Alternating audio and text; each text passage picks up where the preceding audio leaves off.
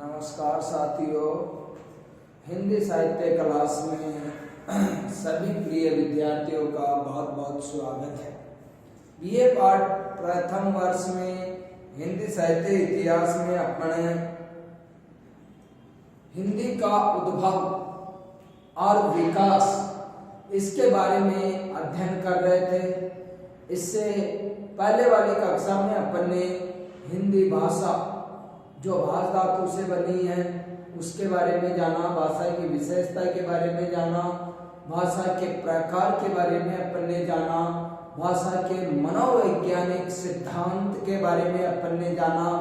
आज अपन ने अपने हिंदी की लिपि और इसका उद्भव विकास कैसे क्या हुआ इसके बारे में जानकारी प्राप्त करेंगे।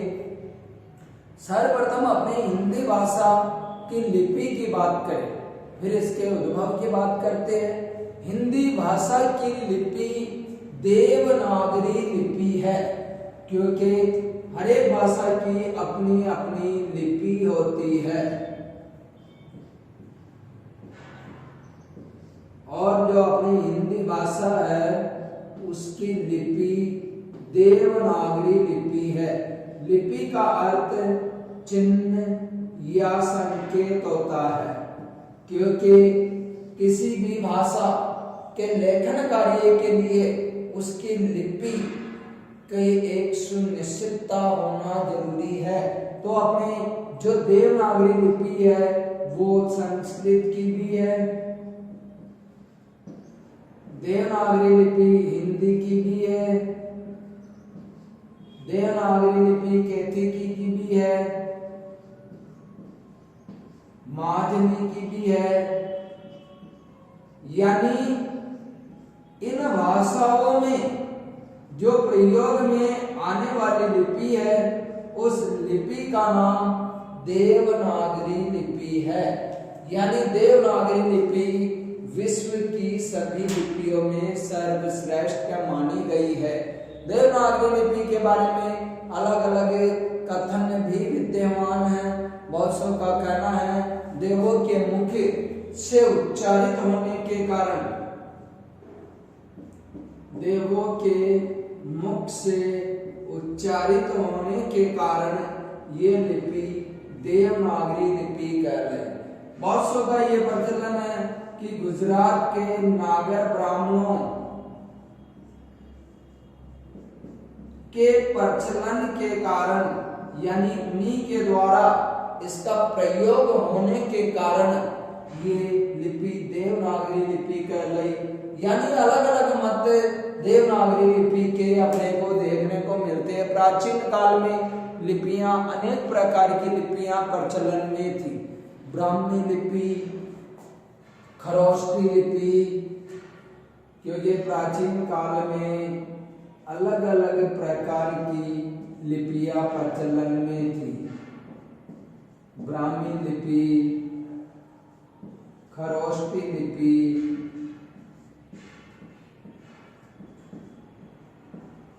रोमन लिपि,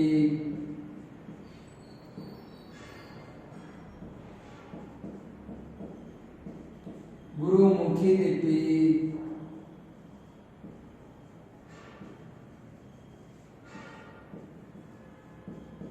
तो अपन जान सकते हैं अनेक प्रकार की लिपियां हमारे देश में विश्व में चलती थी।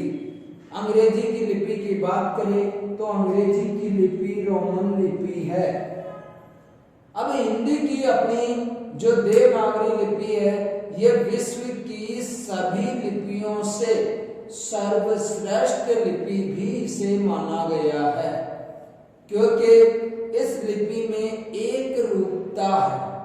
जैसा उच्चारित होती है वैसी ही लिखी जाती है, क्योंकि यहाँ वर्णों की निश्चितता है बजाय रोमन लिपि की। रोमन लिपि में और देवनागरी लिपि में अपन अंतर करे। जैसे अपन ने देवनागरी लिपि में लिखा कमल, यहाँ क वर्ण अपने प्रयोग में आया। अब अंग्रेजी जो रोमन लिपि है अंग्रेजी भाषा में क के लिए के, क्योंकि अगर अंग्रेजी में कमल लिखे तो KAMAL। अब इसी अंग्रेजी में यदि केमल लिख रहे हैं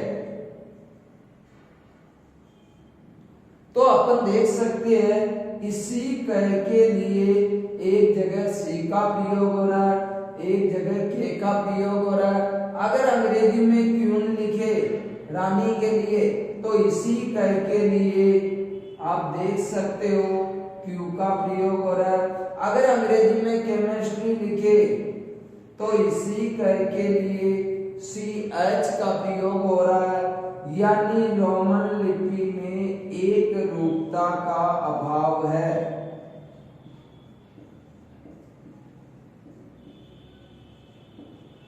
और ये अभाव देवनागरी लिपि में देखने को प्राप्त नहीं होता।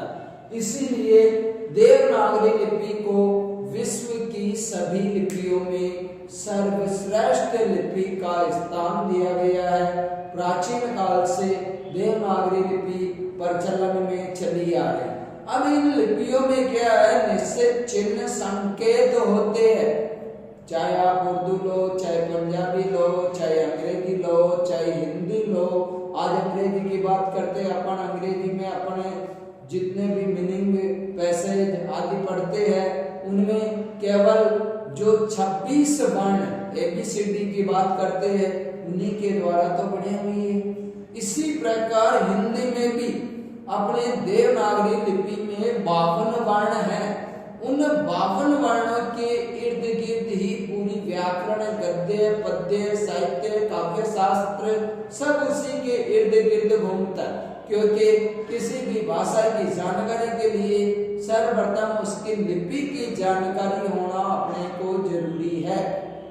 क्योंकि जब तक लिपि की जानकारी नहीं है तो अपना भाषा की अच्छी प्रकार से जानकारी प्राप्त नहीं कर सकते।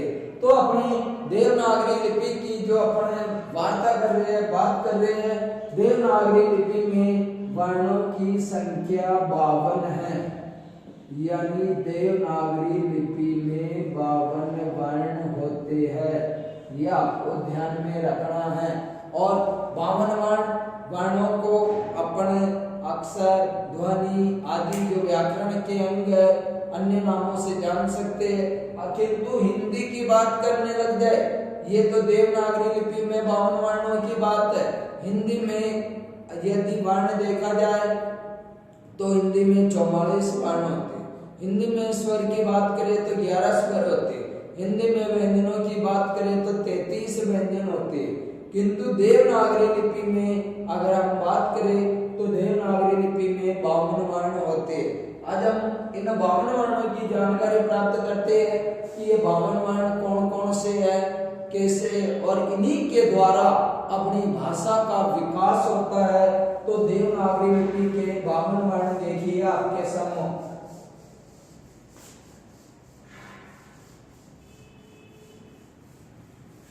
क्योंकि वर्णों में स्वर और व्यंजन दोनों निहित होते हैं, ये विदिता।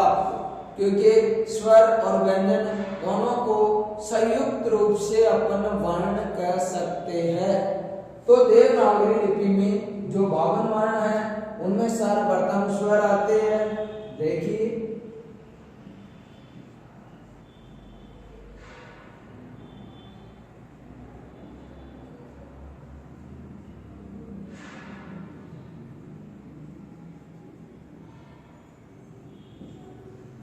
आ छोटी, बड़ी, छोटा ऊ, बड़ा ऊ, री, ए, आई, ओ, आउ, अंग और अह।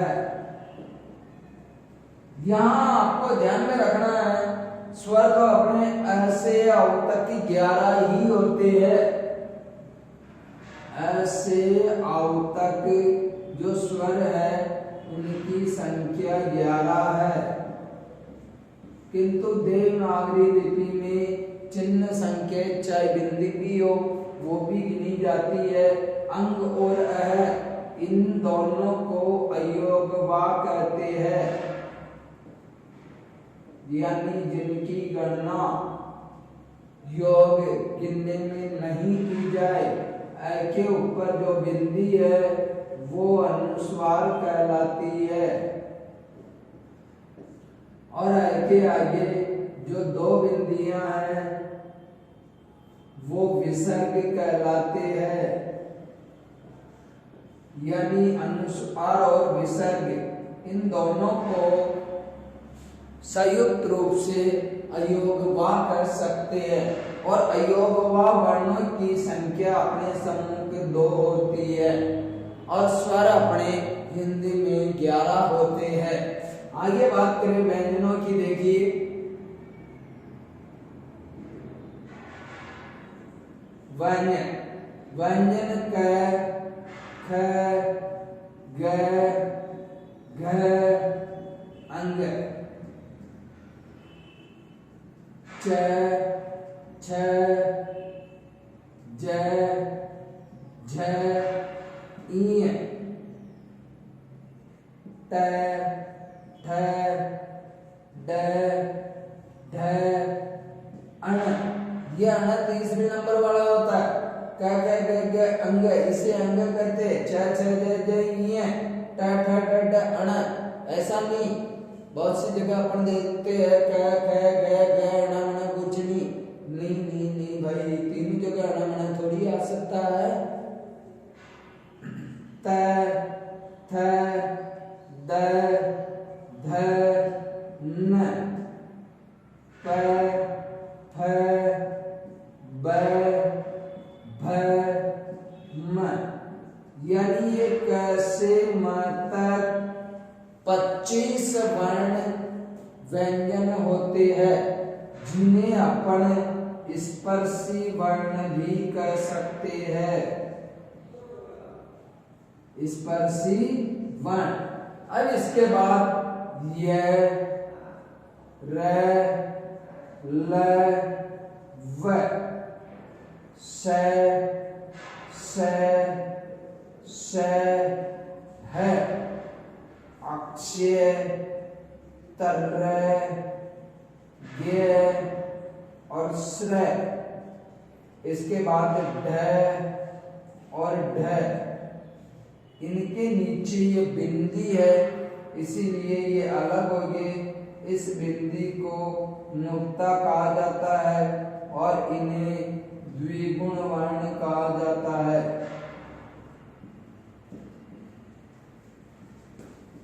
और द्विगुण वर्णों की संख्या 2 मानी गई। द्विगुण वर्ण कितने माने गए? 2। इसके बाद जो ये 4 है ये संयुक्त वर्ण माने गए।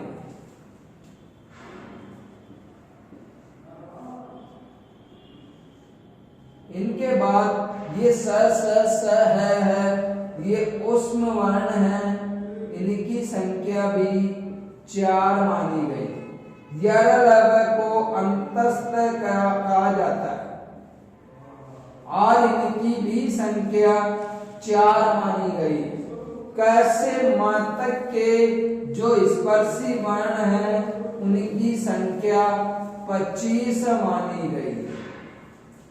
यानी अपन देवनागरी लिपि के वर्णों की बात करें तो देवनागरी लिपि में जो 52 वर्ण हैं उनका ज्ञान होना जरूरी है। 52 वर्ण कैसे हुए अपने सम्मुख देखिए।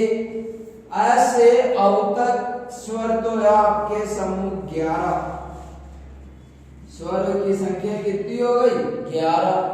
अयोग व अंग और ऐ के ऊपर बिंदी अनुस्वार, ऐ के आगे 2 बिंदियां विसर्ग, इन्हें अयोगवा कहते हैं। अयोगवा वर्णों की संख्या अपने सम्मुख है 2।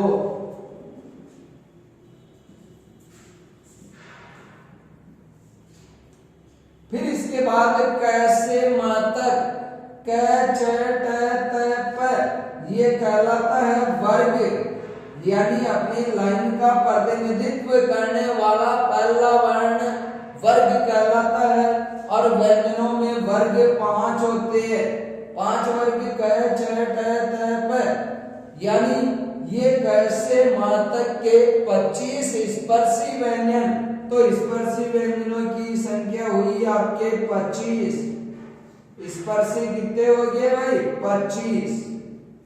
इसके बाद ये अंतस्थ व्यंजन कहलाते, इन्हें अर्ध स्वर भी कहते हैं।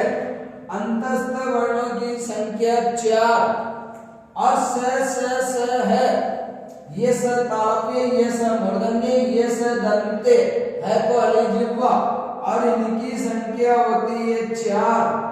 उष्म वर्णों की संख्या 4। इसके बाद संयुक्त व्यंजन, 4 संयुक्त व्यंजन जो देवनागरी लिपि में माने गए हैं। एक तो अक्षय, तर्रे, गे और श्र। इन चारों का निर्माण दो व्यंजनों से हुआ है, जैसे क प्लस श बराबर श, यानी अक्षय का निर्माण क के साथ श है, श के साथ अ मिला हुआ है, त और र मिलके तर्रा बना हुआ है, ज और इये मिलके गे बना हुआ है, और स तालव्य प्लस र मिलके श्री वाला स्र बना हुआ है। इसीलिए संयुक्त व्यंजन इन्हें कहते हैं, यानी दो अलग अलग व्यंजनों के योग से बने होने के कारण इन्हें संयुक्त कहते हैं।